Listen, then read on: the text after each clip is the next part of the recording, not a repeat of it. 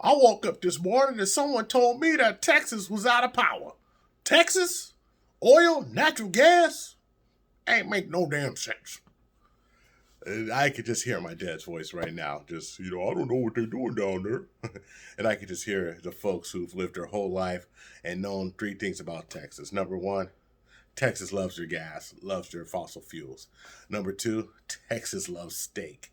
I don't know one vegetarian who lives in Texas. Now, of course, my line's going to blow up. I'm a vegetarian, I'm from Texas, but I don't know you. And number three, Texas has a dependable power grid. Now, there are things that come around, like if you're in the bottom country where my family's from, or my family spawns from, and inclement weather can knock your power out, and you can have a generator. But nobody in that state was ready for these winter storms. And with that being said, now everybody wants to rush to put blame on whose fault is it that they don't have power. And of course, the conservative media is going to say, well, those this is what the Green New Deal looks like. This is it. The Green New Deal means that every time it fucking rains, you lose all of your power, old people die, dogs and cats sleeping with each other, hellfire and damnation, Armageddon, just because it's green power. Look what we did. Look at all this wind turbine we have. It doesn't work in the snow. It's stupid. So here's the truth. The truth is that less than 25% of Texas's power comes from wind energy. The large majority of the energy sector comes from natural gas, 40%. And then there's a smaller percentage that comes from coal. So then how can less than 25% of a state's power grid cause massive failure? That doesn't make sense. And the truth is that it's not just the fact that wind energy has failed. It's also the fact that the natural gas lines froze. And why did the natural gas lines freeze? Well, one simple word: deregulation. Texas has long incentivized competition in power and energy. This competition is great for prices. And I'm going to tell you something. It's great that if someone's charging too much, you can go to someone else and pay something lower.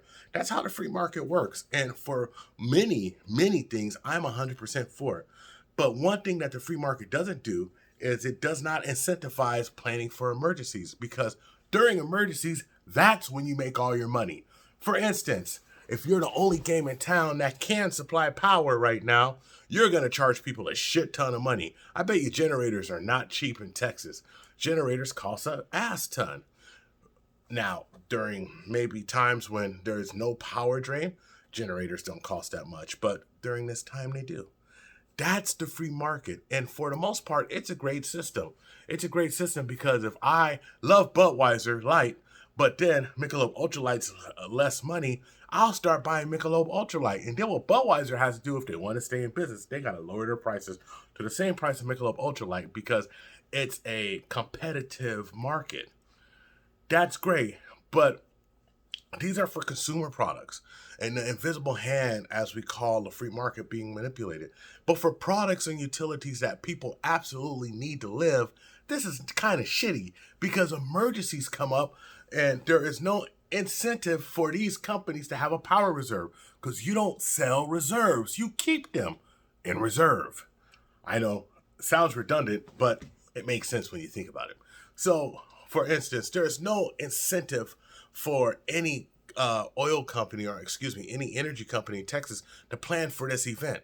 It's just no incentive for it, because you don't get paid for storing this extra energy. And that's why other states with a regulated utility do that.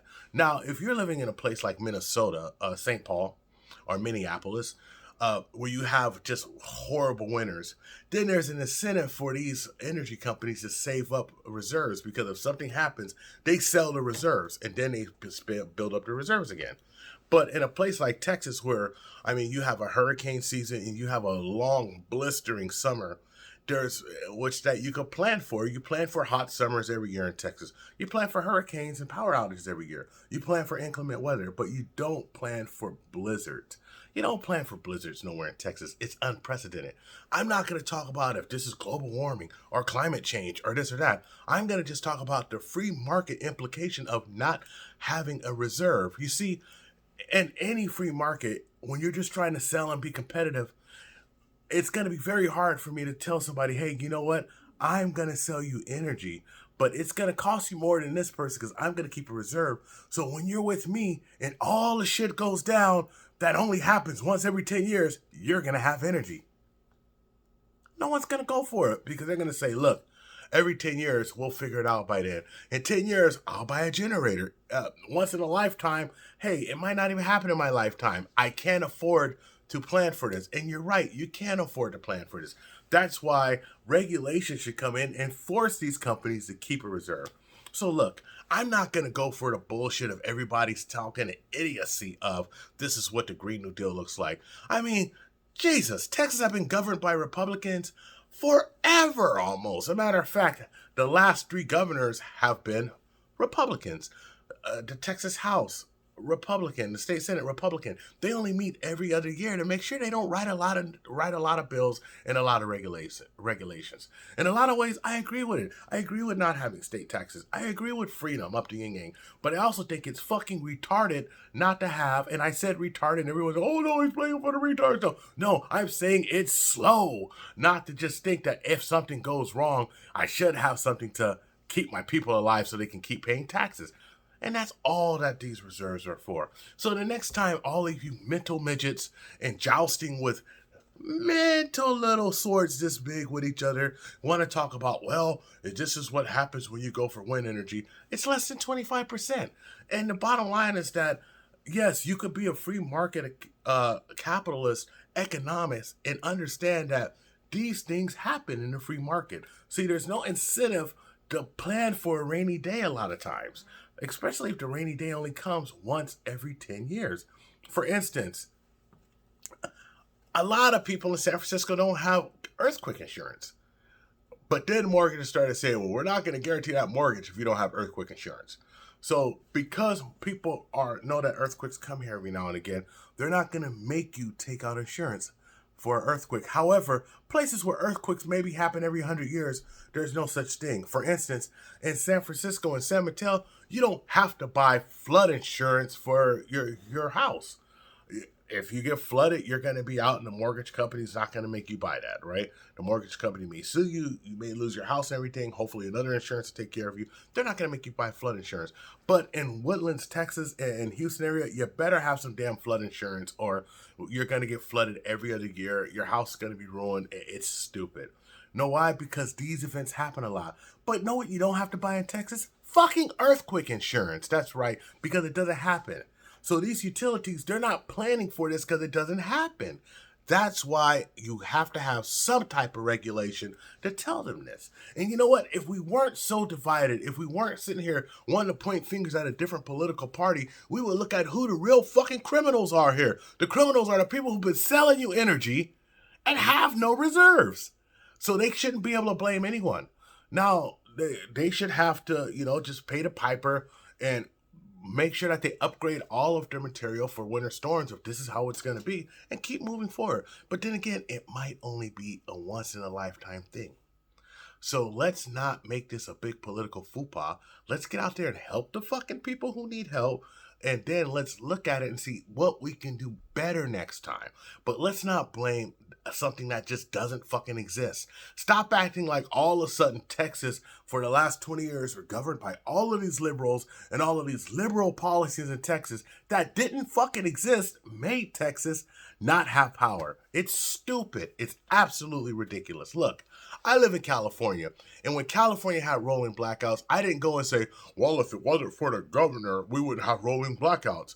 Are you fucking serious? No, we had rolling blackouts in the Bay Area because for 25 years, PG&E neglected their duty to maintain their utility lines, and then they have to make blackouts in areas that when there's high winds, because they say, well, oh shit, we don't want to get sued again because we've already been found that we didn't do what we were supposed to do for the last 25 years while charging the people for it. And so they say, okay, well, we're going to cut off the power and hopefully we won't have a big incident again because we don't want to be responsible for all of these fires and all of this death and destruction. And you know what?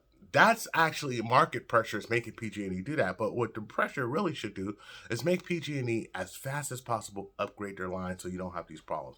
And I just want to point out one thing. I've been in some third world countries before with some really bad rainstorms, and you know what didn't happen? The power didn't go out every fucking day. And when the power does go out, it's back on really quick. I got to tell you that in a lot of ways, Thailand's infrastructure, as far as rain, as far as resistance to big storms, it's a lot better than the Bay Areas. And you know what? It's looking a lot better than Texas's. So let's not think that the answer is always one thing or the other. Let's look at who's responsible, fix the issue, and move the fuck on, like adults. Well, that's my rant on a power issue in Texas. I hope everybody's safe out there. God bless my family. And let's just get our shit together because this is ridiculous. Like and subscribe on YouTube and booty in your face. I'm G.